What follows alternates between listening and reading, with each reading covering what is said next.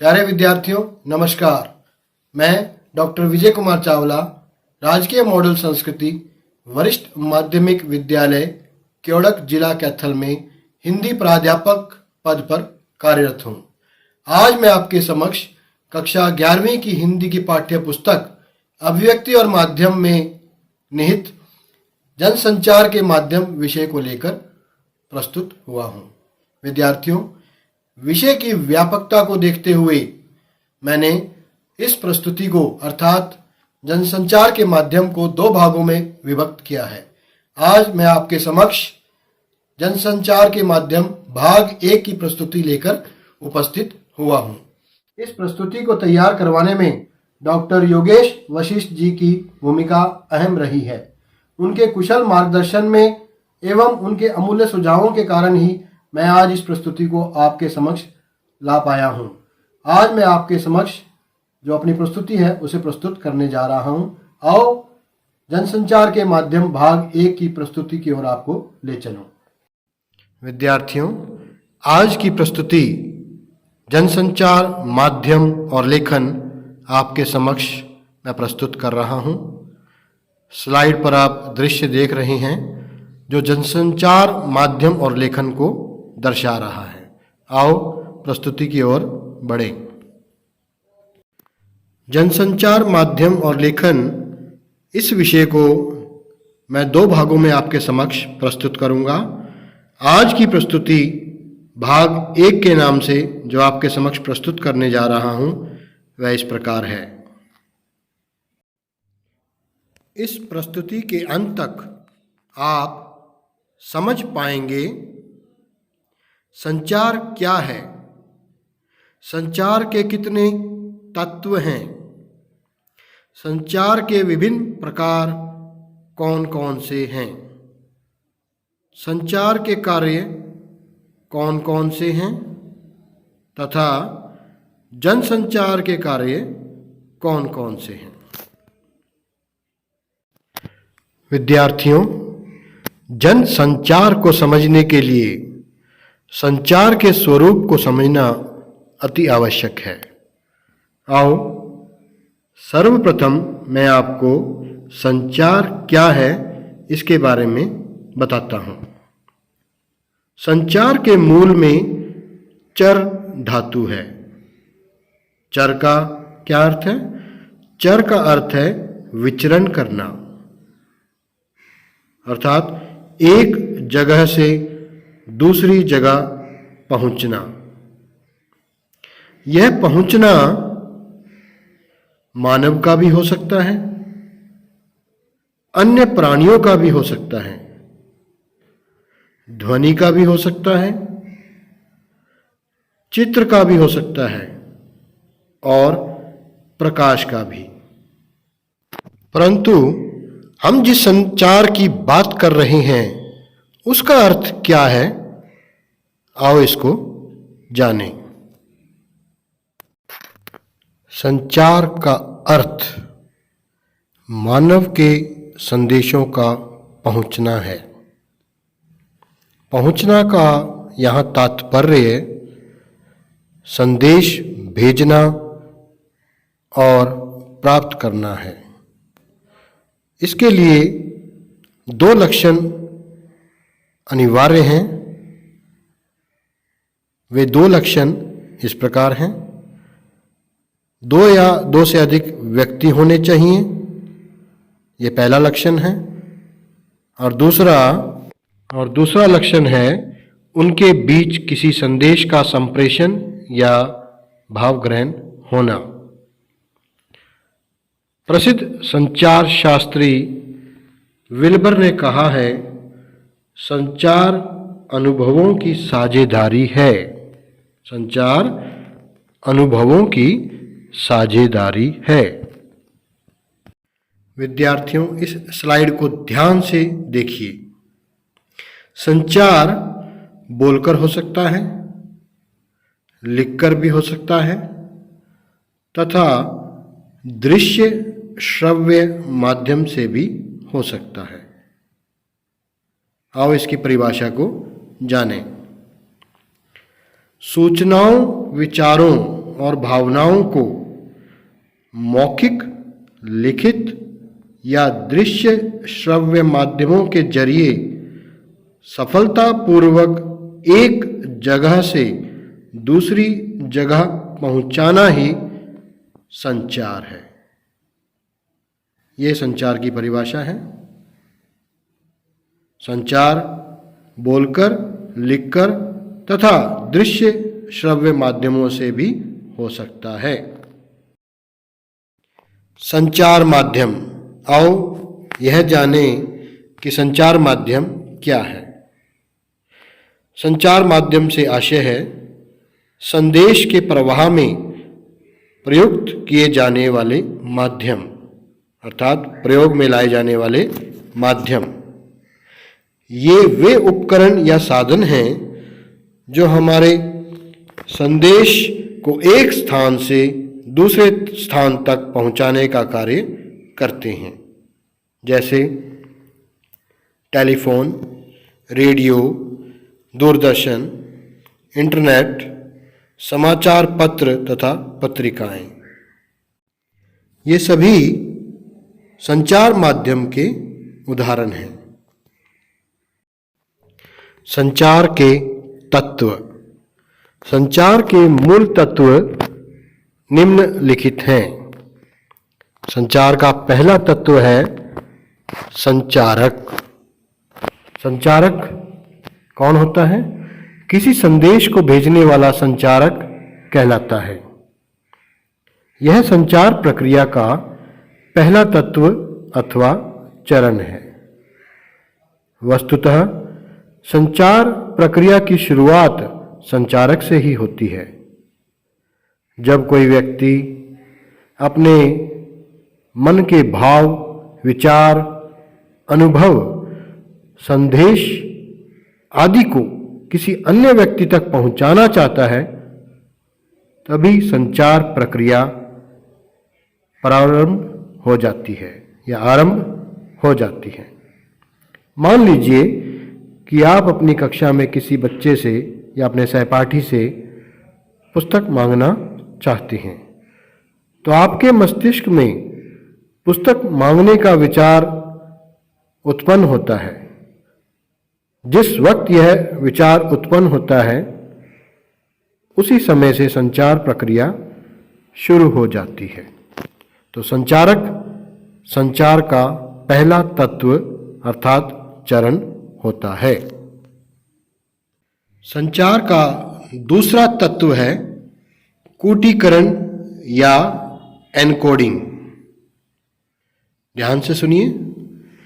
संदेश को भेजने के लिए शब्दों, संकेतों या ध्वनि चित्रों का उपयोग किया जाता है। भाषा भी एक प्रकार का कूट चिन्ह या कोड है। अतः प्राप्तकर्ता को समझाने योग्य कूटों में संदेश को बांधना कूटीकरण या एनकोडिंग कहलाती है। विद्यार्थियों, एक सफल कूटीकरण उसे कहेंगे जिसमें संप्रेषण बिल्कुल स्पष्ट हो।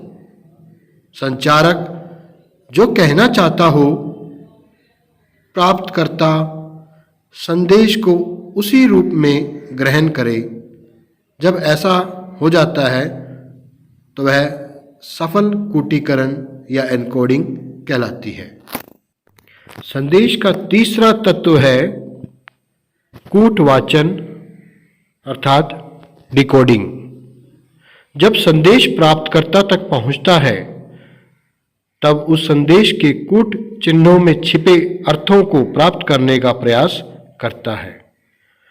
इसी प्रक्रिया को कूटवाचन या डिकोडिंग कहते हैं। डिकोडिंग वस्तुतः एनकोडिंग की ठीक विपरीत या उल्टी प्रक्रिया है। यहां हमें ध्यान रखना होगा कि संचार प्रक्रिया तभी आगे बढ़ पाएगी जब प्राप्तकर्ता भी प्राप्त संदेश की डिकोडिंग करके उसमें निहित अर्थ, भाव, विचार आदि को ग्रहण कर ले। यदि ऐसा हो जाता है तो कूटीकरण या कूटवाचन प्रक्रिया सफल होती है। उदाहरण देखें हम। यदि संचारक जापानी भाषा में अपने भाव को एन्कोडिंग करके प्रकट करता है, परंतु प्राप्तकर्ता जापानी भाषा से अपरिचित है, तब वह उस संदेश की डिकोडिंग नहीं कर पाएगा और संचार प्रक्रिया अधूरी ही समाप्त हो जाएगी। तो डिकोडिंग तभी संभव होती है जब हम उन कूट चिन्हों से परिचित हों, उस भाषा से परिचित हों। संचार का चौथा तत्व है माध्यम। माध्यम क्या है? संदेश को प्राप्तकर्ता तक पहुंचाने का जरिया। संचार प्रक्रिया में संदेश को किसी माध्यम द्वारा ही प्राप्तकर्ता तक पहुंचाया जा सकता है। यह मौखिक रूप में भी पहुंचाया जा सकता है, लिखित रूप में भी पहुंचाया जा सकता है, या दृश्य श्रव्य माध्यमों के माध्यम से भी पहुंचाया जा सकता है। टेलीफोन, टेलीविज़न, रेडियो, समाचार पत्र, इंटरनेट आदि जो हैं संदेश पहुंचाने के माध्यम हैं। पांचवा तत्व है प्राप्तकर्ता अर्थात फीडबैक। प्राप्तकर्ता कौन होता है? जो संदेश को प्राप्त करता है। कूटीकृत संदेश के पहुंचने पर प्राप्तकर्ता अपनी प्रतिक्रिया प्रकट करता है। यह आवश्यक भी है। इसी से हमें पता चलता है कि संचारक का संदेश प्राप्तकर्ता तक पहुंच गया है और ठीक ठाक पहुंच गया है। फीडबैक में प्राप्तकर्ता संदेश के प्रति अपनी सकारात्मक या नकारात्मक प्रतिक्रिया व्यक्त करता है। यही प्रतिक्रिया फीडबैक कहलाती है। सच्चे अर्थों में फीडबैक से हमें यह ज्ञात होता है कि संचार प्रक्रिया में कहीं कोई बाधा तो नहीं आ रही है। आओ इसे एक उदाहरण के माध्यम से समझें। माना कि आपने अपने सहपाठी से एक पुस्तक मांगी। आपने कहा, मुझे हिंदी की पुस्तक दे दीजिए। यदि वह आपको पुस्तक दे देता है तो यह सकारात्मक फीडबैक है। यदि वह पुस्तक देने से मना कर देता है तो यह नकारात्मक फीडबैक है। और यदि सहपाठी संदेश का अर्थ ग्रहण करने में असमर्थ होता है, तब आपको ऐसी अवस्था में अपने संदेश में उचित सुधार करके इस संचार प्रक्रिया को पुनः आरंभ करना होगा। अब यहाँ ध्यान से समझिए। यदि उसने आपको पुस्तक दे दी तो सकारात्मक फीडबैक है, और यदि नहीं दी तो यह नकारात्मक फीडबैक है। विद्यार्थियों, ऐसी दोनों अवस्थाओं में संचार प्रक्रिया पूर्ण हो जाती है। संचार का अंतिम तत्व है शोर, जिसे नॉइज़ के नाम से भी जाना जाता है। आओ जानें शोर क्या है। शोर या नॉइज़ संचार प्रक्रिया में उत्पन्न होने वाली बाधाएं हैं। क्या हैं? बाधाएं, जिनके कारण यह प्रक्रिया सुचारू रूप से नहीं चल पाती। विद्यार्थियों, यह शोर किसी भी प्रकार का हो सकता है, जैसे भौतिक शोर, तकनीकी शोर आदि।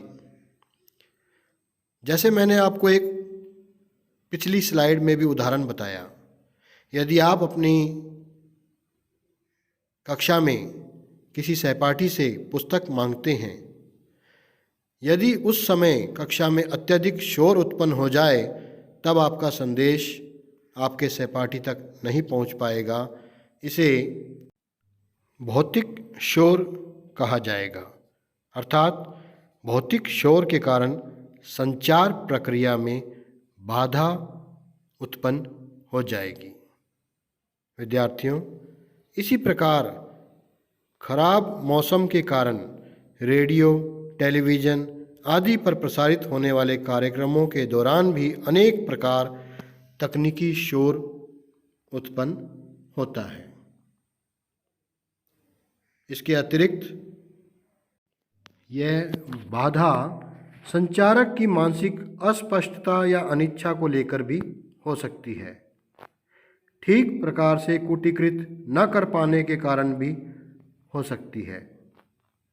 गलत कूटवाचन के कारण भी हो सकती है और प्राप्तकर्ता की अक्षमता के कारण भी हो सकती है। तो ये थे विद्यार्थियों संचार के तत्व। आओ आगे यह जान लें कि संचार के कौन कौन से प्रकार होते हैं। आओ संचार के विभिन्न प्रकार कौन कौन से हैं इसका अध्ययन करें। संचार के विभिन्न प्रकार होते हैं जो इस प्रकार हैं। पहला प्रकार है सांकेतिक संचार, दूसरा मौखिक संचार, तीसरा अमौखिक संचार, चौथा अंतः वैयक्तिक संचार, पांचवा है अंतर वैयक्तिक संचार, छठा भेद है इसका, छठा प्रकार समूह संचार और अंतिम है जन संचार। अब मैं आपके समक्ष स्लाइड के माध्यम से एक एक प्रकार का विस्तृत अध्ययन आपको करवाऊंगा। ध्यान से सुनना तथा देखना। सांकेतिक संचार, ध्यान से स्लाइड को देखें। सांकेतिक संचार का अर्थ है संकेतों द्वारा संदेश पहुंचाना। विद्यार्थियों, मनुष्य का हाथ जोड़ना, पांव छूना आप स्लाइड पर देख भी रहे हैं। जब हम सड़क पर चलते हैं, लाल बत्ती, हरी बत्ती, पीली बत्ती का होना, कोई सड़क निर्माण का कार्य चल रहा है तो कोई व्यक्ति सिग्नल दे रहा है, ये सभी उदाहरण जो हैं, मुट्ठी कसना आदि, ये सभी सांकेतिक संचार के उदाहरण हैं। आओ मैं एक उदाहरण के माध्यम से आपको सांकेतिक संचार और स्पष्ट करता हूँ। यदि कक्षा कक्ष में शिक्षक या अध्यापक किसी बच्चे को अपने पास बुलाने के लिए हाथ से संकेत करता है और बच्चा उस संकेत को समझकर उसके पास आकर खड़ा हो जाता है, तब यह कौन सा संचार होगा? यह सांकेतिक संचार कहलाएगा। तो सांकेतिक संचार क्या होता है? संकेतों द्वारा संदेश पहुंचाना। दूसरा भेद है मौखिक संचार। आओ जानें मौखिक संचार क्या है। मुख द्वारा व्यक्त ध्वनियों के माध्यम से जो संदेश पहुंचाया जाता है उसे मौखिक संचार कहा जाता है। इसके अंतर्गत आपसी बातचीत, टेलीफोन पर बातचीत, भाषण देना आदि आते हैं। तीसरा भेद है अमौखिक संचार। यह संचार ना मौखिक होता है और ना ही लिखित। इस संचार में एक व्यक्ति दूसरे व्यक्ति को अमौखिक रूप से सूचना को प्रदान करता है। उदाहरण के रूप में शारीरिक हाव भाव के द्वारा, जिसे प्राप्तकर्ता अमौखिक रूप से सरलता से समझ जाता है, जैसे चेहरे का भाव, आँखों तथा हाथ का इधर उधर घूमना आदि के द्वारा भावनाओं, मनोवृत्तियों इत्यादि को आसानी से समझ सकता है। हमारे जीवन की महत्वपूर्ण भावनाएं जैसे खुशी के भाव, प्रेम के भाव, दुख के भाव, आश्चर्य के भाव, ये सभी भावनाएं अमौखिक संचार द्वारा अधिक प्रकट होती हैं। अंतः वैयक्तिक संचार। अंतः वैयक्तिक संचार का आशय है एक व्यक्ति का अपने आप से बातचीत करना। अक्सर व्यक्ति भाषा या स्मृतियों, गीतों आदि के माध्यम से स्वयं को व्यक्त करता है। ऐसा संचार वैयक्तिक होता है, इसलिए इसे अंतः वैयक्तिक संचार कहते हैं। इसके अंतर्गत डायरी लेखन तथा आत्मपरक वैयक्तिक कविताएं आती हैं। आओ अगला संचार का प्रकार इसे भी देखें, अंतर वैयक्तिक संचार। यह संचार दो व्यक्तियों के मध्य पाया जाता है या होता है। ये दो व्यक्ति पिता पुत्र या पिता पुत्री हो सकते हैं, माँ पुत्र या माँ पुत्री के बीच हो सकता है, परिचित अपरिचित के बीच हो सकता है। इसके अतिरिक्त दो मित्रों की बातचीत भी अंतर वैयक्तिक संचार के अंतर्गत आती है। और जब हम किसी नौकरी के लिए साक्षात्कार देते हैं तो यह साक्षात्कार भी अंतर वैयक्तिक संचार के अंतर्गत आता है। अगला भेद है या अगला प्रकार है समूह संचार। जब व्यक्ति किसी एक व्यक्ति से नहीं बल्कि एक से अधिक व्यक्तियों से बात करता है या समूह के व्यक्तियों द्वारा आपस में विचार विमर्श होता है या पाया जाता है तो उसे समूह संचार कहते हैं।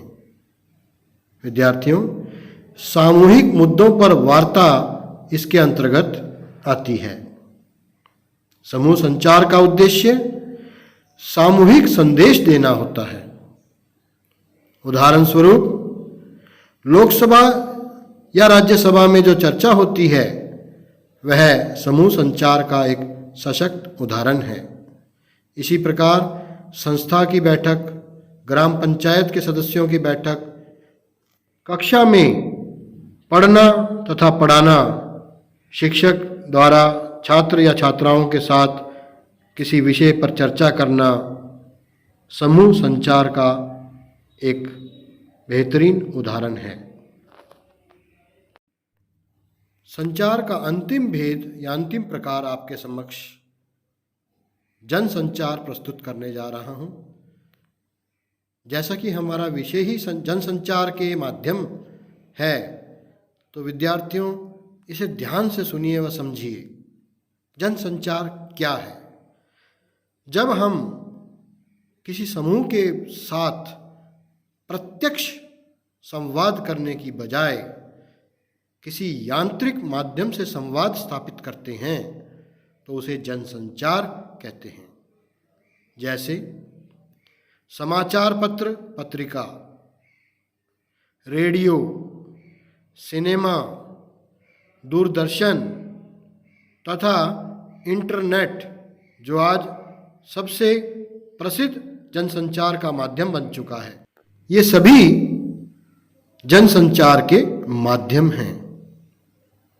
विद्यार्थियों, जनसंचार यांत्रिक माध्यम से संवाद स्थापित करने का एक माध्यम है। संचार के कार्य। विद्यार्थियों, अब मैं आपके समक्ष स्लाइड पर उदाहरण देते हुए संचार के कार्यों के बारे में आपको ज्ञान प्रदान करने जा रहा हूँ। ध्यान से देखना व समझना। संचार के कार्यों में पहला है दैनिक जीवन के कार्यों में प्रयोग करना। विद्यार्थियों, दैनिक जीवन में वस्तु लेने व देने के लिए संचार का प्रयोग किया जाता है। जैसे मित्र से अखबार मांगने के लिए संचार करना, घर में पड़ोसी से पानी मांगने के लिए, चीनी मांगने के लिए आदि। संचार का दूसरा कार्य है सामाजिक संपर्क को बढ़ाना। अपने सामाजिक संपर्क को बढ़ाने के लिए हम संचार का प्रयोग करते हैं। जैसे नए पड़ोसी से परिचय प्राप्त करना, राजनेता द्वारा जनता के समक्ष पार्टी की नीतियों को रखना। इसी प्रकार कक्ष में अपने नए सहपाठी का परिचय प्राप्त करना, यह भी सामाजिक संपर्क को बढ़ाने का एक उदाहरण है। संचार का अगला कार्य है व्यवहार को नियंत्रित करना। इसके द्वारा हम किसी दूसरे के व्यवहार को नियंत्रित कर सकते हैं।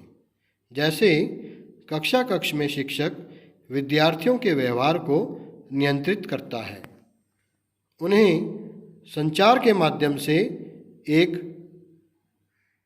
अच्छा बालक या अच्छा छात्र बनाने का प्रयास करता है।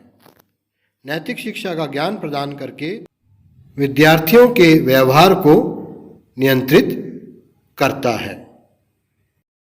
संचार का अगला कार्य सूचना को प्राप्त व प्रदान करना। किसी सूचना को प्राप्त करने और प्रदान करने के लिए हम संचार का प्रयोग करते हैं। जैसे किसी बीमार का हालचाल पूछना, उसके बीमार होने की सूचना प्राप्त होने पर अन्यों को बताना। तो संचार का प्रयोग हम सूचना प्राप्त करने व प्रदान करने के लिए भी करते हैं। संचार का अगला कार्य है भावनाओं को अभिव्यक्त करना। अपनी भावनाओं, अनुभवों आदि को अभिव्यक्त अर्थात प्रकट करने के लिए हम संचार का प्रयोग करते हैं। जैसे किसी को जन्मदिन की बधाई देना, किसी को शादी की सालगिरह की बधाई देना, किसी को नमस्कार का संदेश देना, ये सब संचार के कार्य के अंतर्गत, भावनाओं को अभिव्यक्त करने के अंतर्गत आते हैं। प्रतिक्रिया व्यक्त करना भी संचार का एक कार्य है। इसका प्रयोग हम अपनी रुचि की या पसंद की वस्तु के प्रति प्रतिक्रिया व्यक्त करने के लिए भी करते हैं।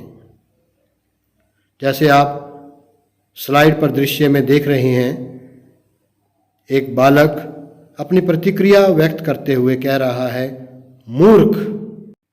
यह जो मूर्ख यहाँ कहा गया है, यहाँ बालक की प्रतिक्रिया व्यक्त हो रही है। संचार के अन्य कार्यों में एक कार्य यह भी है, समस्या, संकट, चिंता आदि प्रकट करने के लिए भी हम संचार का प्रयोग करते हैं। यथा आप स्लाइड को ध्यानपूर्वक देखिए, आपको एक तस्वीर नजर आ रही है। इसमें डूबते हुए व्यक्ति द्वारा बचाओ बचाओ चिल्लाना कहा जा रहा है। यह उस व्यक्ति के संकट की स्थिति को या समस्या की स्थिति को दर्शा रहा है। संचार का अंतिम कार्य आपके समक्ष प्रस्तुत कर रहा हूं, व्यवसाय संबंधी कार्यों को करना। यह भी एक संचार का कार्य है। इसका प्रयोग हम अपने व्यवसाय संबंधी कार्यों को पूरा करने के लिए भी करते हैं। जैसे शिक्षक द्वारा कक्षा में पाठ पढ़ाना। जैसे तस्वीर में आप देख रहे हो कि शिक्षिका बच्चों को पाठ पढ़ा रही है, तो अपने विचार संचार के माध्यम से अभिव्यक्त कर रही है। इसी प्रकार डॉक्टर द्वारा रोगी का इलाज करना, उसके रोग की जानकारी लेना तथा उसे रोग के उपाय बताना, कैसे ठीक होगा, ये सब व्यवसाय संबंधी कार्यों के अंतर्गत आता है। विद्यार्थियों, इससे पूर्व हमने संचार के कार्यों का विस्तार से सचित्र अध्ययन किया। अब मैं आपके समक्ष जनसंचार के कार्यों को प्रस्तुत कर रहा हूँ। जनसंचार का पहला कार्य है सूचना देना। जनसंचार के माध्यमों का प्रथम और प्रमुख कार्य जनसाधारण को सूचना देना है। दुनिया भर की सूचनाएं हमें जनसंचार माध्यमों से ही प्राप्त होती हैं, यथा समाचार पत्र से, दूरदर्शन से, इंटरनेट से, रेडियो से या पत्र पत्रिकाओं से। ये सभी माध्यम जनसाधारण को सूचना देने का कार्य करते हैं। अगला कार्य है शिक्षित करना। यहाँ शिक्षित करने से अभिप्राय है जनता को देश विदेश के हालात से परिचित करना तथा उन्हें सजग बनाना। लोकतंत्र में जनसंचार माध्यमों की एक महत्वपूर्ण भूमिका जनता को शिक्षित करने की है। जनता को संसार भर की सूचनाएं प्रदान करके जनसंचार माध्यम उन्हें सजग बनाते हैं और उन्हें शिक्षित करते हैं। जनसंचार का तीसरा कार्य है मनोरंजन करना। आप स्लाइड पर दृश्य देख रहे हैं। इसमें जनसंचार माध्यम के चित्र आपके समक्ष प्रस्तुत किए गए हैं। जनसंचार माध्यम मनोरंजन के भी प्रमुख साधन हैं, यथा सिनेमा, टीवी, रेडियो, संगीत के टेप, इंटरनेट, वीडियो और किताबें आदि मनोरंजन के प्रमुख साधन हैं। यहाँ मैं आपको बताना चाहूँगा कि जब से रेडियो और दूरदर्शन का आविष्कार हुआ है, तब से जनसंचार का मुख्य कार्य मनोरंजन करना हो गया है। भारत की अधिकतर जनता इलेक्ट्रॉनिक संचार माध्यमों का उपयोग कर अपना मनोरंजन करती है। जनसंचार का अगला कार्य है निगरानी करना। जनसंचार माध्यम किसी सरकार और संस्था के कामकाज पर निगरानी रखते हैं।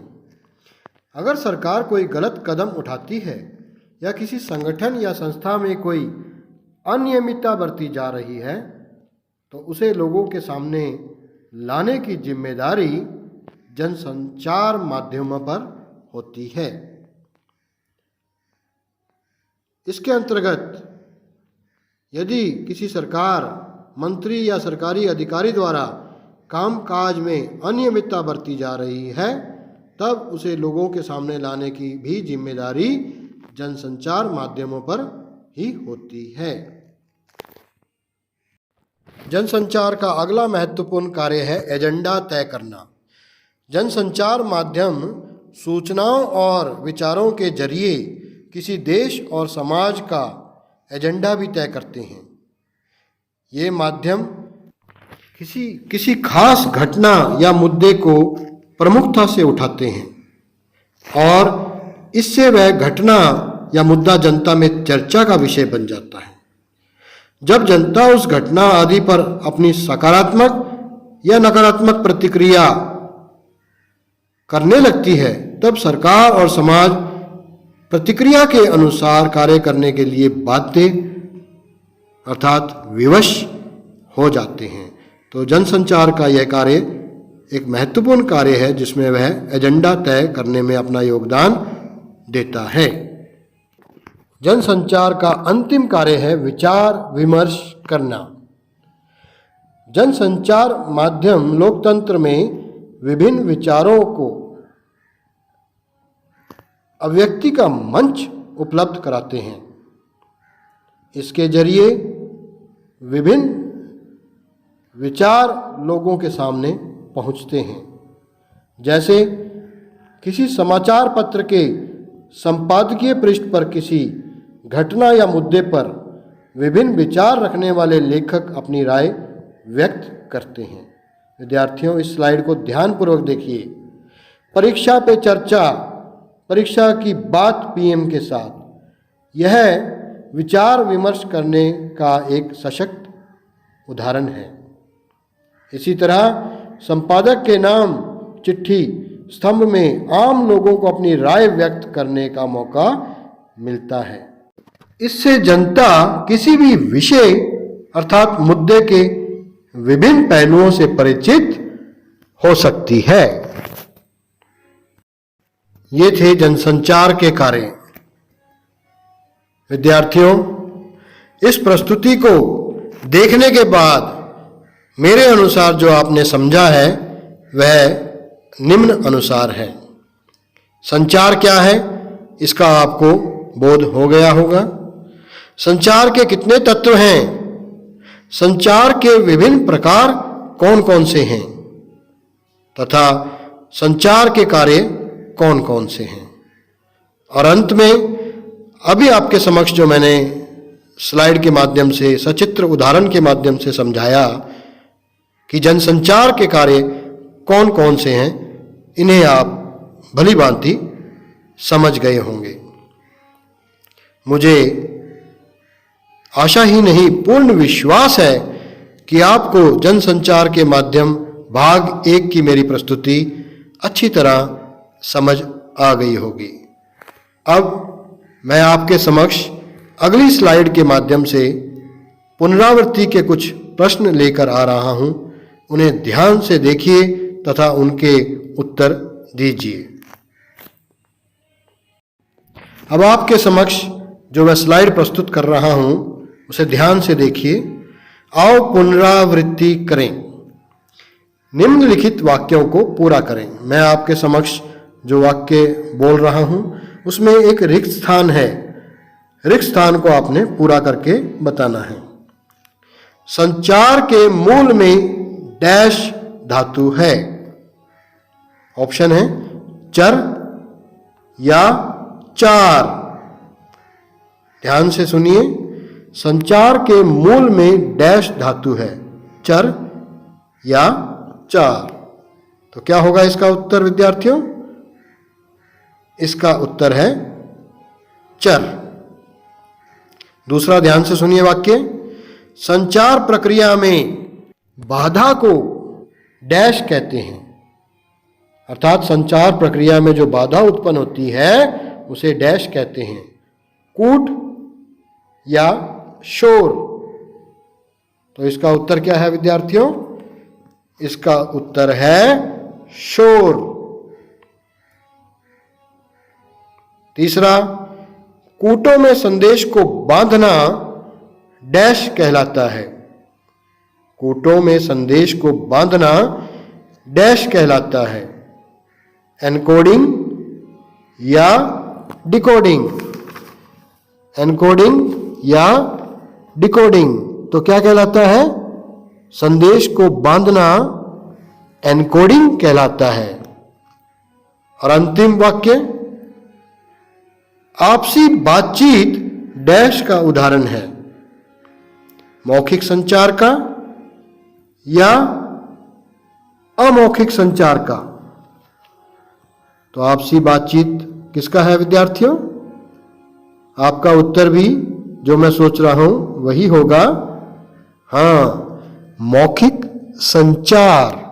आपसी बातचीत मौखिक संचार का उदाहरण है।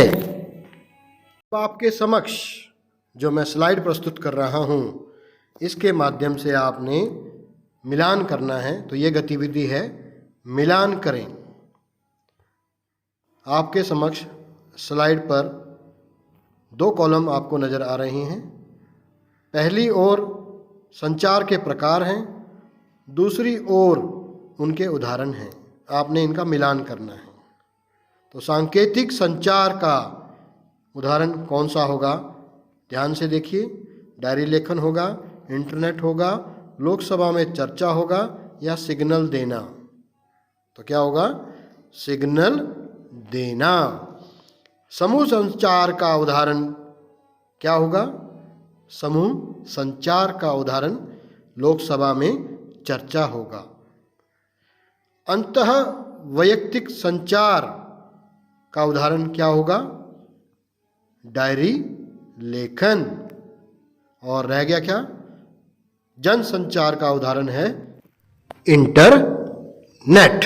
तो ये था मिलान करो गतिविधि के माध्यम से आपका आकलन करना। विद्यार्थियों, आपके समक्ष यह अंतिम स्लाइड प्रस्तुत कर रहा हूं। इस स्लाइड के माध्यम से आपने यह बताना है कि यह कथन अर्थात वाक्य सही है या गलत। ध्यान से सुनिए। पहला कथन आपके समक्ष प्रस्तुत कर रहा हूं। संचार माध्यम केवल मनोरंजन के साधन है। क्या यह कथन सही है या गलत? यह कथन गलत है। संचार माध्यम केवल मनोरंजन का साधन नहीं है। इसके माध्यम से शिक्षा देना, सूचना देना, निगरानी करना, विचार विमर्श करना, एजेंडा तय करना तथा मनोरंजन करना आदि कार्य होते हैं। दूसरा, संचार अनुभवों की साझेदारी है। सही है या गलत? अगर आपने मेरी प्रस्तुति को ध्यान से देखा तथा सुना होगा तो आपको ज्ञात हो जाएगा कि यह कथन सही है। यह कथन प्रसिद्ध संचार शास्त्री विल्बर का कथन है, जिनका मानना है कि संचार अनुभवों की साझेदारी है। अगला वाक्य ध्यान से सुनिए। समूह संचार का उद्देश्य सामूहिक संदेश देना होता है। क्या यह कथन सही है या गलत? तो यह कथन विद्यार्थियों सही है।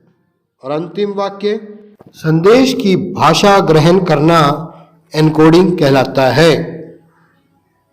सही है या गलत? तो यह कथन विद्यार्थियों आपने भी जो सोचा है, मेरे अनुसार मेरा भी उत्तर वही है कि संदेश की भाषा ग्रहण करना एनकोडिंग है। यह कथन गलत है, क्योंकि संदेश की भाषा को ग्रहण करना डिकोडिंग कहलाता है। अंत में मैं आप सभी का दिल से आभार प्रकट करता हूं और धन्यवाद करता हूं।